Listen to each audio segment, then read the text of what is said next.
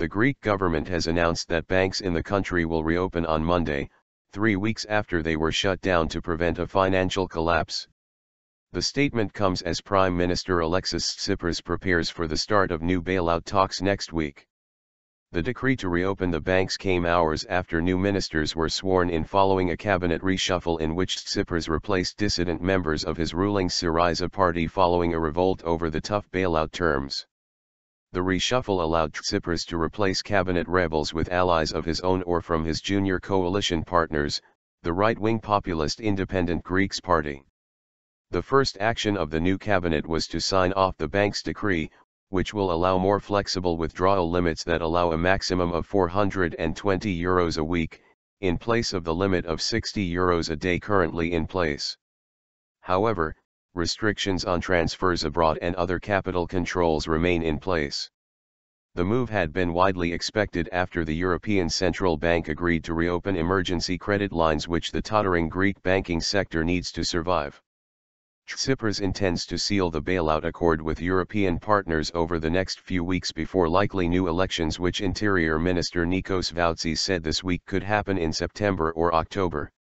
Athens to negotiate hard. Newly appointed Labour Minister George Katrogalos said that the government's aim was to negotiate hard over the terms of the agreement and on how it would be implemented. Katrogalos said the government, elected in January on an anti-austerity platform, would fight for an agreement that was socially just, and dismissed suggestions that it would have to take on the powerful labour unions and risk street protests. The left is with demonstrations. The left wants the people on the streets, he said.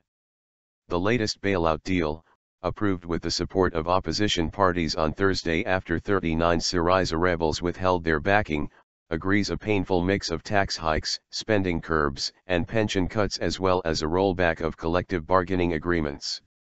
In addition, €50 billion, $54 billion, in public assets are to be placed in a special privatization fund as collateral for loans of up to €86 billion, $93.5 billion, that must be agreed with European partners. The German parliament approved the opening of bailout talks on Friday. In an interview with the BBC, former Greek finance minister Yanis Varoufakis predicted that the economic reforms imposed on his country by creditors are going to fail. Varoufakis said on Saturday the program would go down in history as the greatest disaster of macroeconomic management ever.